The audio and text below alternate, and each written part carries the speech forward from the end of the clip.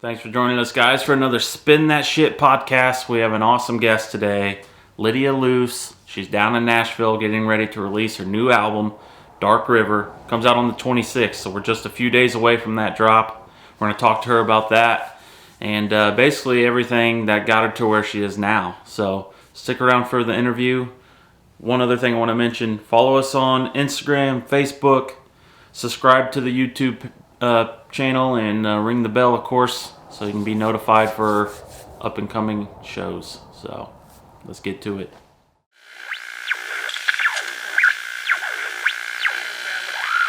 Where are you guys located? We're in central Indiana. Okay. So like near Bloomington? Just north of Bloomington, about an hour, Okay, hour and a half. South of Indy. Nice. Yeah, just south of Indianapolis. Pretty cool area, minus the snow right now. Yeah, I can't imagine. I mean, we got a ton of snow, which is really rare for us. So I can't imagine how much snow you guys got. Yeah, 8 inches at least. It's crazy. Throwing the drifts. It was terrible. But yeah, we just want to talk to you. Usually our podcasts are about 4 hours. I don't know if you can hang that long. I might fall asleep, but if that's fine, then let's do it. I didn't think you wanted to do that on a Friday night 4-hour podcast. My Friday nights consist of in bed at like 10 p.m. these days. So this is a party. Sounds good to me. Can you start out with just kind of give us a background on where you got started into music, how you started playing and all that good stuff? Just kind of a little bio. Yeah, for sure. So my mom she was a classical conductor, and before that she was an organist, pianist, and just like classically trained and very deep in the classical music world. And so I grew up, she taught my brother and I how to play piano starting when we were 3. And then we started playing, I started playing violin when I was 6 or 7, and my brother started playing cello when he was 6. And so, we just grew up playing classical music. That was our thing. I didn't play sports. I played violin. And actually I asked if you guys I've only been to Bloomington, Indiana. Maybe that's not true, but I spent my summers in high school going to orchestra camp in Bloomington at IU. So I know that area kind of well. But yeah, total orchestra nerd. And I thought that was going to be my path. I thought that I was going to be a classical violinist or violist. And then I realized that wasn't at all what I wanted to do. Yeah. I mean, that's quite the resume right there, really. Sounds like the Partridge Family, but with class. I don't know if class is in there, but I mean, yeah, with classical music. Classical. There you go. Yes. What state did you grow up in? I grew up in South Florida. Okay. I thought I read that somewhere. And you're in Nashville now, right? Yes. Yeah. Okay, cool. So later on down the line, you were just like, okay, I'm not feeling classical's cool, but it's not totally me. And you wanted to mix it up. Yeah. So I went to a classical conservatory. I was playing professionally, even in high school. I started playing professional viola my senior year. And then I went to a conservatory and thought that's kind of the next step after high school. And then while I was at the conservatory, I was just not happy there. And I practiced 8 hours a day. It was so much playing. And then I kind of just I went to a concert. Are you familiar with Ben Sollee? He's a cellist. Oh, so he plays and sings. And then there was an opening act this girl named Annie Rossi, who was playing and singing, playing viola. And so I saw that and was like, that's so cool. She's doing her own thing. She's playing her own music and getting to create. And so, and I was a really big fan of like, I didn't only listen to classical music. I loved Damien Rice when I was in high school. And like, I grew up listening to like Peter, Paul and Mary and like Fleetwood Mac and classic rock and stuff. So when I was in college, when I was there at the conservatory, I started slowly kind of like dabbling with songwriting on the viola, and then dropped out of that school, ended up, like took a year off kind of just figure some stuff out, and like had no idea where I was going to go. And then somebody told me about Berklee College of Music, which wasn't a school on my radar because I was so deep in the classical world. And they do everything. Like I could study maybe classical there, but I ended up studying world music. Like I took Ghanaian drumming classes. I took songwriting classes. I studied like a bunch of world music. I like did anything that they had. I was like, that sounds awesome. So I just kind of collected a bunch of things that I loved and left that school and thought I wanted to do ethnomusicology. Ended up working at the Smithsonian. Then I left that. I've really had quite a hodgepodge of like a career. Yeah. And after that, I got my master's degree in the viola at UCLA. And then halfway through the UCLA program, I was like, I don't want to be doing this anymore. Like I want to be songwriting, and I moved to Nashville for that summer in between the 2-year program and made an EP, and then was like full throttle into the songwriting thing and worked on the business, like learned the business aspect, tried to just like teach myself stuff, and here I am. Yeah, I'm sure it's quite the learning curve, trying to do it all yourself and figure it all out. Oh my gosh, it's so hard. Like it's so hard, and I commend people. Like now I have a team, and I'm so grateful for that for them. That's awesome. Yeah. Speaking of Here I Am, so the new album drops. Is it drop the 26th actually? Dark River, and you're having a virtual event for it. Tell us a little bit about that. Yeah. So there's this really cool. It's like a museum downtown called the Parthenon, and it's beautiful. And there's this one room that has a 42-foot statue of Athena, and just like crazy reverb. Like I think it's like a 6-second delay of sound. So we recorded some of the songs from the record in that room, just me and a string quartet. And it's really, really beautiful. And it was really special to play.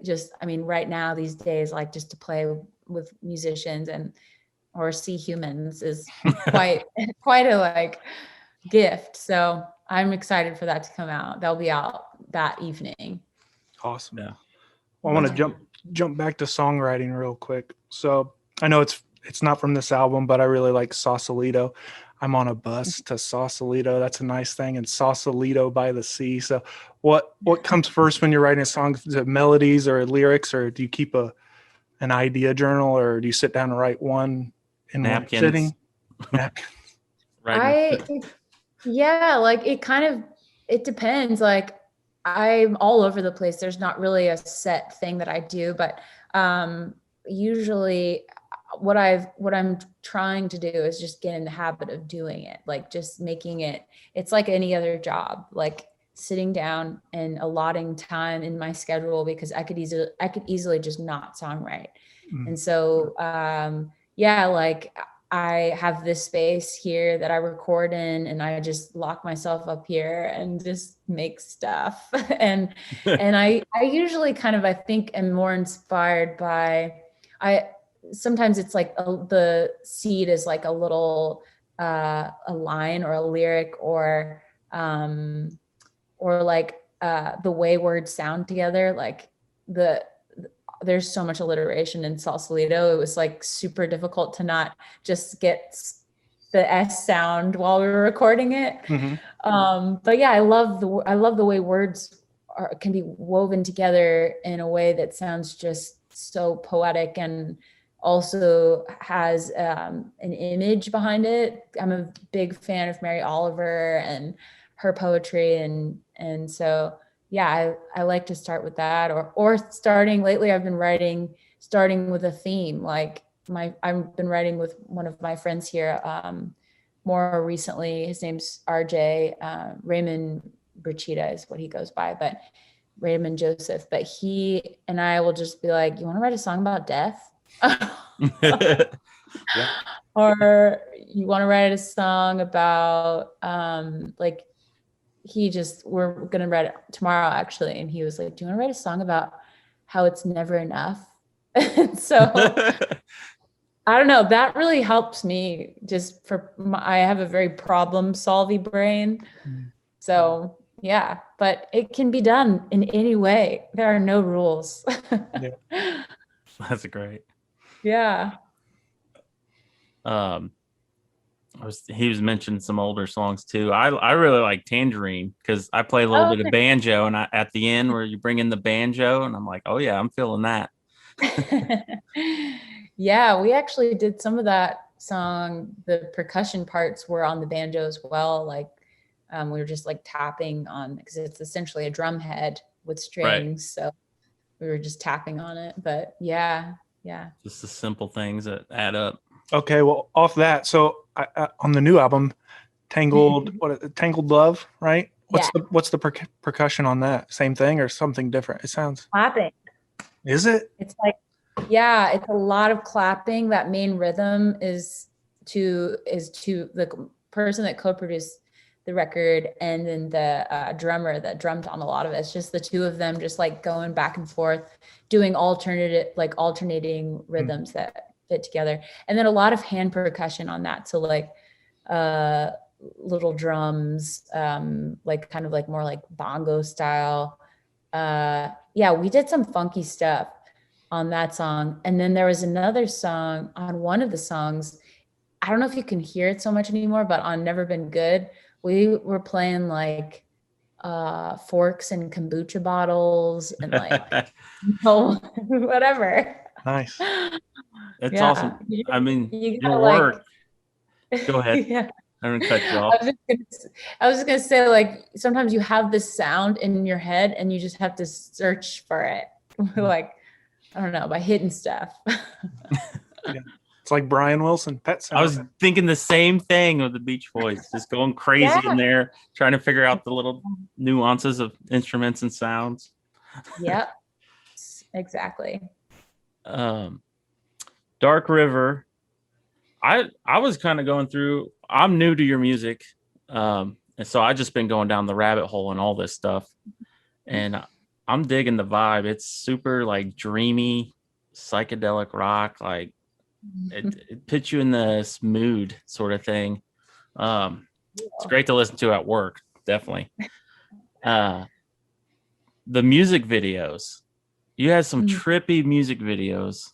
Maybe In Time was one that looks really cool too, is with the choreography and everything you did with that. So can you tell me a little bit how you come up with these ideas, or these things that are pitched to you, or you just have something that you want to go with? I usually have something in my head. Like that one I actually choreographed. And I love dancing, and any excuse to like, there are really great dancers here that I've worked with. I actually made the music video for Tangerine was also, some of those were the same dancers. But any excuse to like get to dance with people really excites me.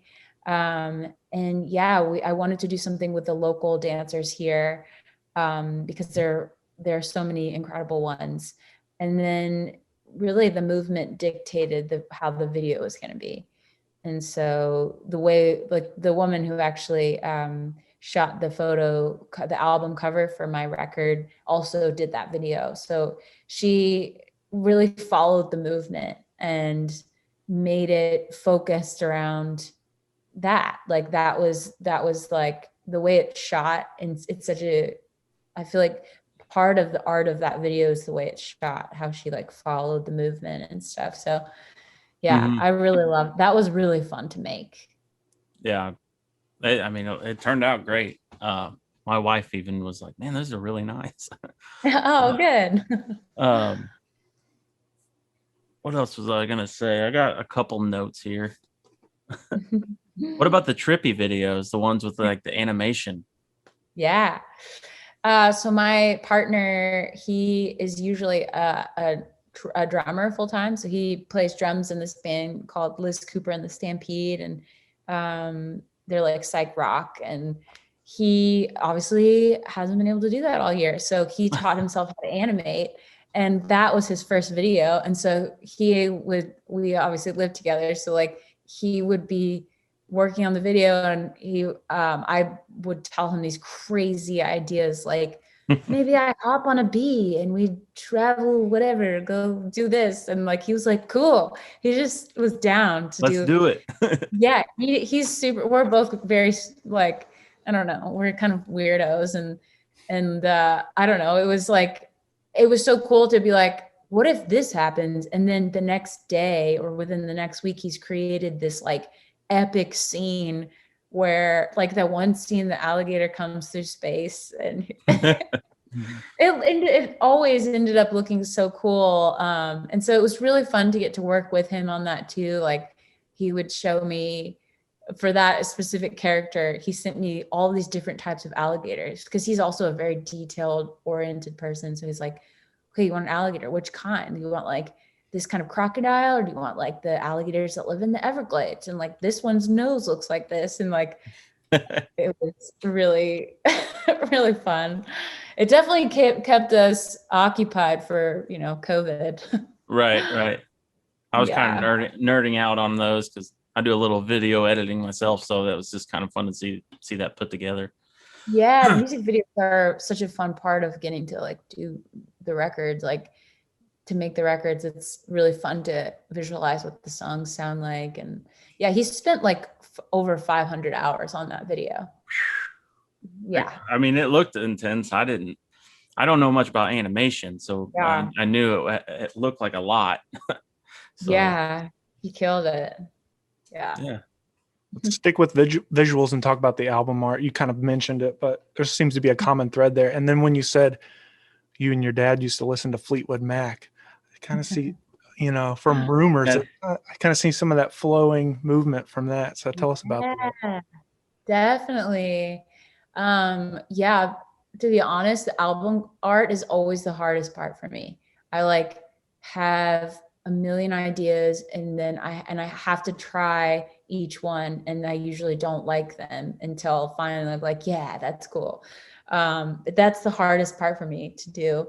It always, I feel like, just frustrates. It was like I'm going to different people with these ideas like, well, let's try this. What if it looks like I'm sinking in the ocean, but we have to do it like above land? And we try it, but I'm like, no, that's not it. It's people's time and whatever. But yeah, I really liked the classic look. I had somebody tell me that the record reminded them of Judy Garland. And then I watched that new movie that with, oh my gosh, I'm the worst at remembering actors and actresses' names, but you can do it. But Judy, it was called Judy, and it's about her life. And then I went down a rabbit hole of just like watching old videos of her, and like that aesthetic, that like kind of dreamscapey, like the what's it called, the Wizard of Oz kind of world. Like that was where my brain was for some of the songs that are on the record. So yeah, I feel like the album art is supposed to be this like classic, reminiscent of like that era, the Judy Garland era, the like, lavish gowns and a full string band, and yeah, just like, I don't know, epic. How many songs are going to be on this new album? So there are 11 songs on this record. Okay. Any instrumentals or? No, but I did this week. I just finished during the snowstorm, everything got canceled here. So I just finished an ambient EP. So maybe that will come out at some point. Oh, nice. Yeah. No instrumentals on this one though. Okay. Yeah. We kind of asked some silly questions, and great. Some of them are yes or no type answers, and some are whatever you want to say. But the first one we got here is an artist that you would love to work with at some point during your career. Who would that be?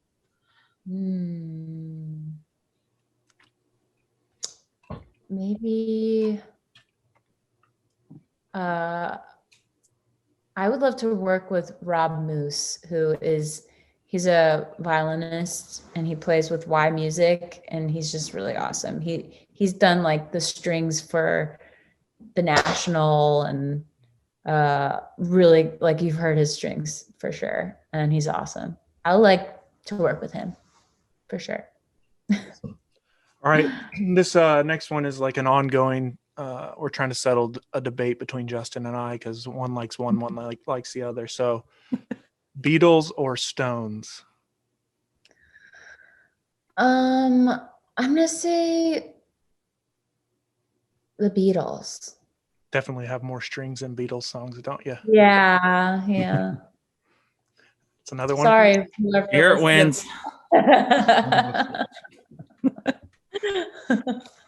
Okay. How about an artist or a song that you may be kind of embarrassed to admit that you like or listen to or jam to? You know, driving down the road or. Well, I'm not embarrassed by this at all, but people probably wouldn't know, but I really love reggaeton music because I'm from South Florida.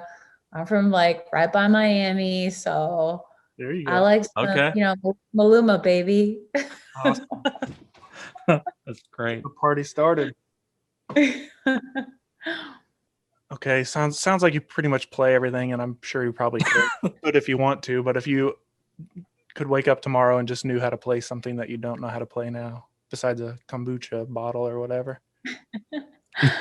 I want to play bass. I don't know how to play bass. I Love could to probably debate. like learn, but it's so cool when people sing and play bass. It's really cool to me when people like Esperanza Spalding. Oh my gosh, she's so cool, especially upright bass. Yeah. The doghouse stand up.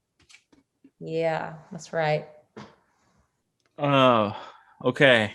Best day ever. What would that entail? Like if you had a Saturday night or day, Saturday, you had all day to do whatever you wanted, what would be the best ideal day in your life? I would love to go to the ocean and go scuba diving and then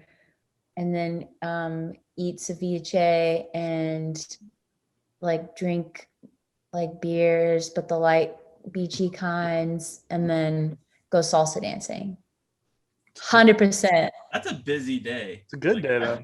I can handle it. Maybe I work in a little siesta. I'm worn out from scuba diving, then try to get out. Man, you're just floating.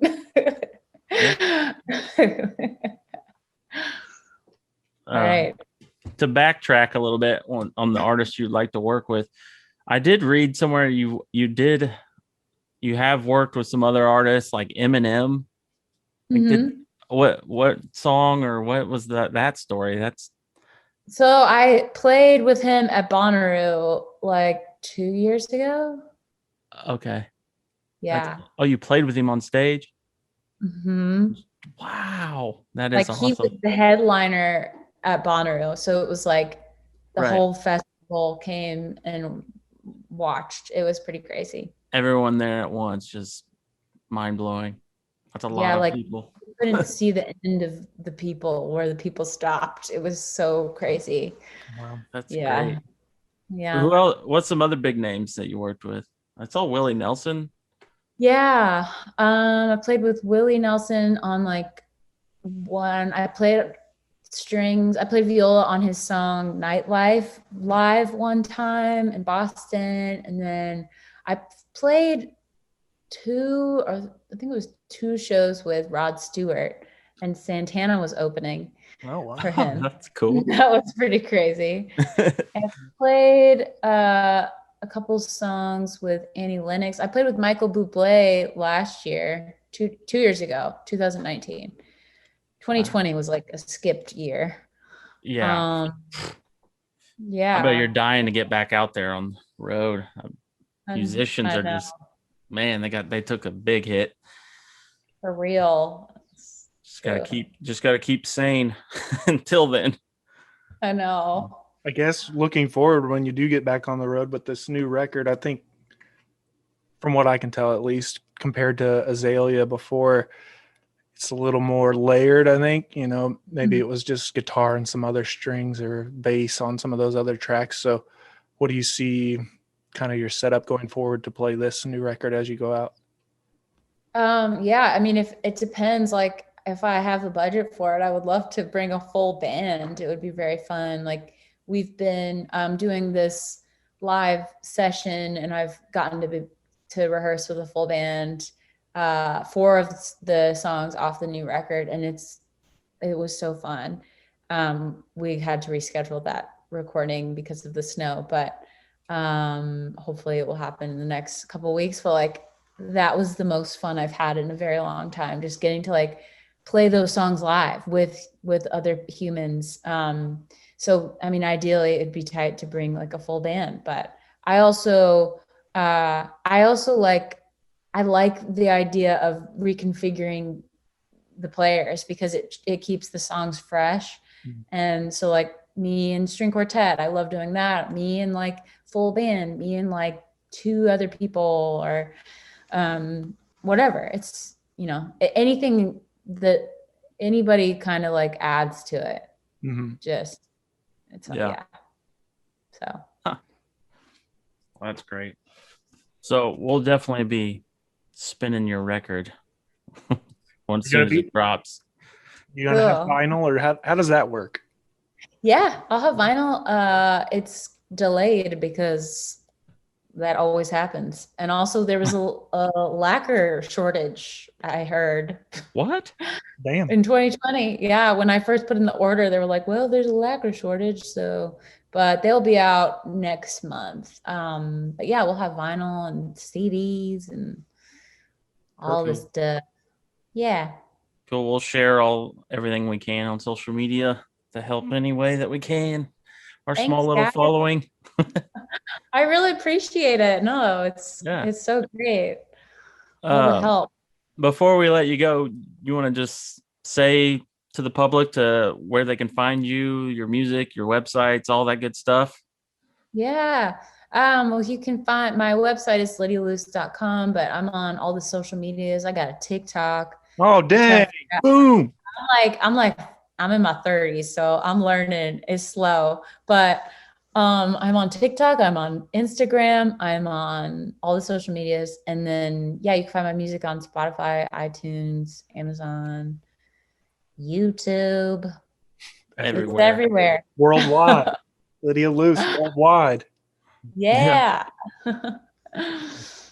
Well, thanks for spending your Friday evening. Hope it wasn't too terrible for you. And yeah, this is awesome. I'm gonna go do a puzzle now. Wild. That's Wild great. Friday. Thank you guys for having me. Thank you. All right. Well, take care. We'll be in touch, and maybe we can do another one in the future.